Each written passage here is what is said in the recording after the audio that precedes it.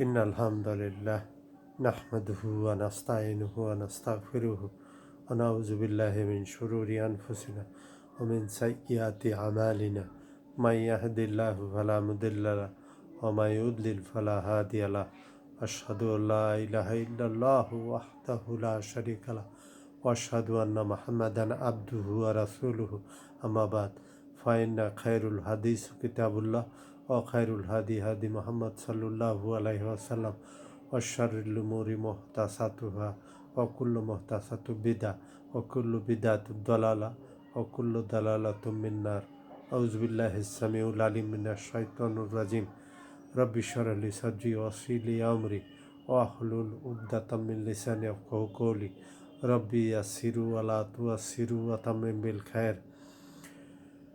আলহামদুলিল্লাহ, আজ আমরা যে বিষয়টা উল্লেখ করব, আলোচনা করব, সেটা হলো যে তিরমিজির 187, 188, 553 নম্বর হাদিস, 553, 188, 187। আল্লাহর রাসূল সাল্লাল্লাহু আলাইহি ওয়াসাল্লাম ভয় বৃষ্টিজনিত কারণ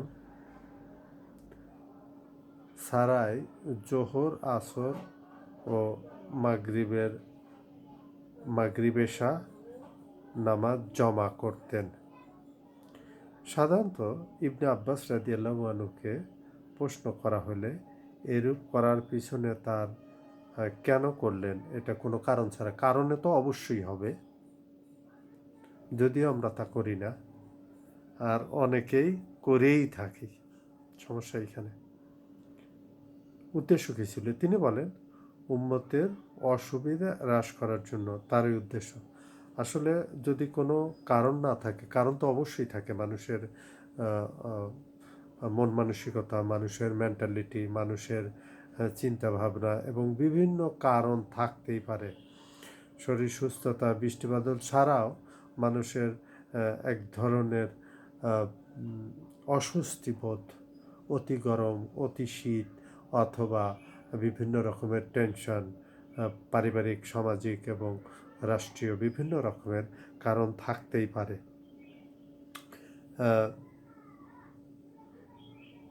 সহি আবু দাউদে আছে হলো 1096, মুসলিম শরীফেও হাদিসটা আছে। ফুটনোটে উল্লেখ করা হয়েছে যে আবু হুরায়রা রাদিয়াল্লাহু আনহু বর্ণিত হাদিসটি রয়েছে যে আবু ঈসা বলেন, ইবনু আব্বাসের হাদিসটি তার নিকট হতে বিভিন্ন সনদে বর্ণিত হয়েছে। জাবির ইবনে সাইদ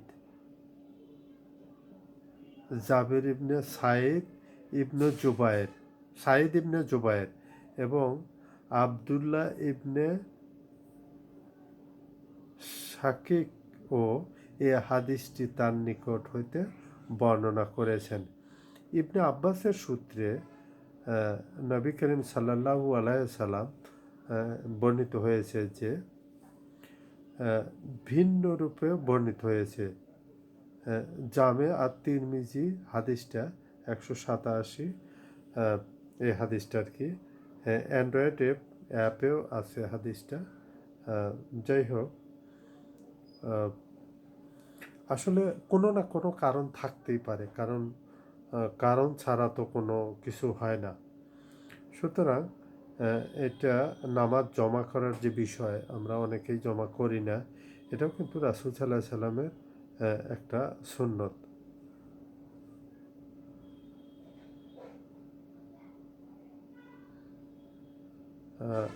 আর একটা হাদিস, সেটা হলো যে উম্মে সালমা রাদিয়াল্লাহু আনহা থেকে বর্ণিত, ইবনে মাজার হাদিস, 925 নম্বর হাদিস। সেটা হলো যে নবী করিম সাল্লাল্লাহু আলাইহি সাল্লাম সালাতের পরে ফিরিয়ে বলতেন, আল্লাহুম্মা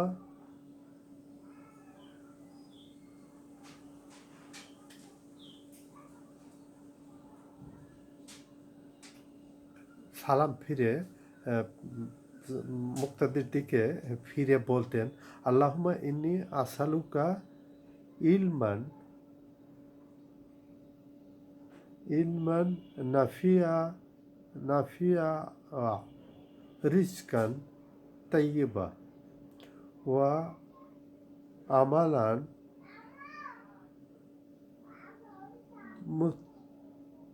মুতাকবিলা মুতাকাব্বিলা।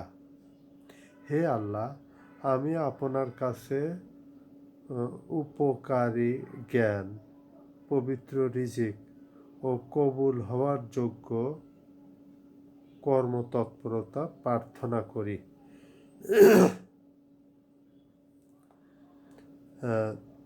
মুসনাদে আহমেদে হাদিসটা আছে, এবং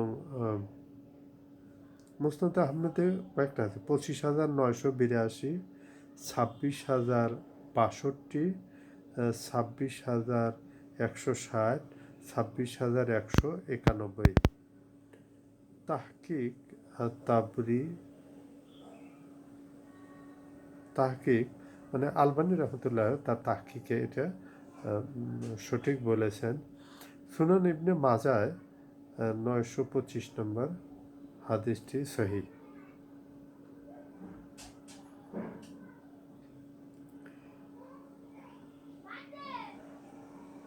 তিরমিজির একটা হাদিস, আল্লাহ তাআলা তার বান্দাকে অন্ধকারে সৃষ্টি করেছেন, তারপর তার উপর আপনার নূরের জ্যোতি ফেলে দিয়েছেন।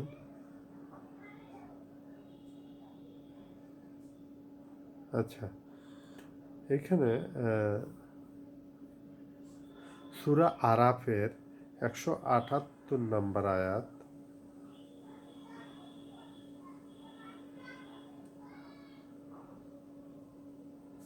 এটা একটা আয়াত আর কি, যে আল্লাহ যাকে পথ দেখান সেই পথ পায় এবং মানুষকে তিনি বিপদগামী করেন, এবং যাদেরকে তিনি বিপদগামী করেন তারাই ক্ষতিগ্রস্ত। রাসূল সাল্লাল্লাহু আলাইহি সাল্লাম বলেছেন, আল্লাহ তাআলা তার সৃষ্টি অন্ধকারে করেছেন এবং তারপর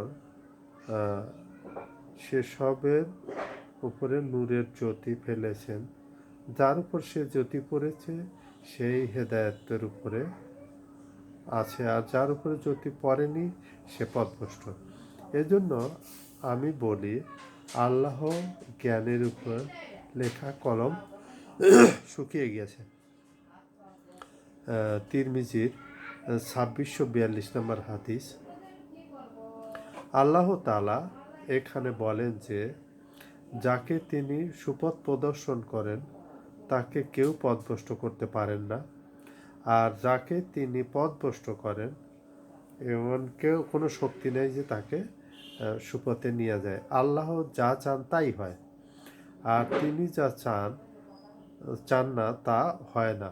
এজন্যই ইবনে মাসুদ রাদিয়াল্লাহু আনহু থেকে বর্ণিত, অর্থাৎ সমস্ত প্রশংসা আল্লাহর জন্যে, আমরা তার প্রশংসা করছি, তারই কাছে সাহায্য চাচ্ছি, তারই নিকট হিদায়াত কামনা করছি এবং তারই কাছে ক্ষমা প্রার্থনা করছি। আমরা আমাদের নফসের অকল্যাণ হতে তার নিকটেই আশ্রয় চাচ্ছি এবং মন্দ কাজ হতেও আশ্রয় প্রার্থনা করছি। আল্লাহ যাকে পথ প্রদর্শন করেন তাকে কেউ পথভ্রষ্ট করতে পারে না, এবং যাকে পথভ্রষ্ট করেন তাকে কেউ পথ দেখাতে পারে না।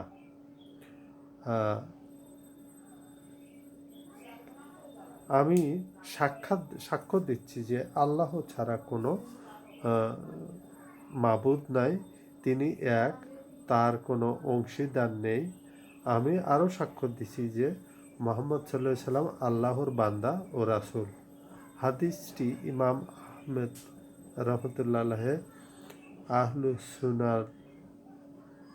আহলুস সুনান সম্পূর্ণরূপে বর্ণনা করেছেন।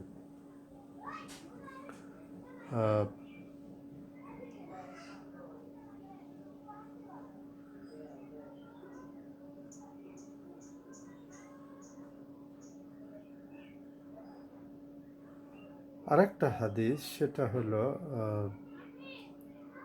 মিশকাতুল মাসাবি 2354 নম্বর হাদিস।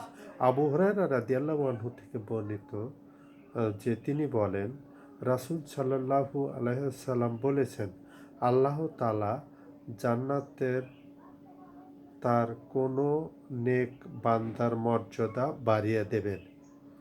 এ অবস্থায় দেখে নেক বান্দা বলবে, হে আল্লাহ, হে আমার রব, আমার এ মর্যাদা কিভাবে বুলন্দ হলো?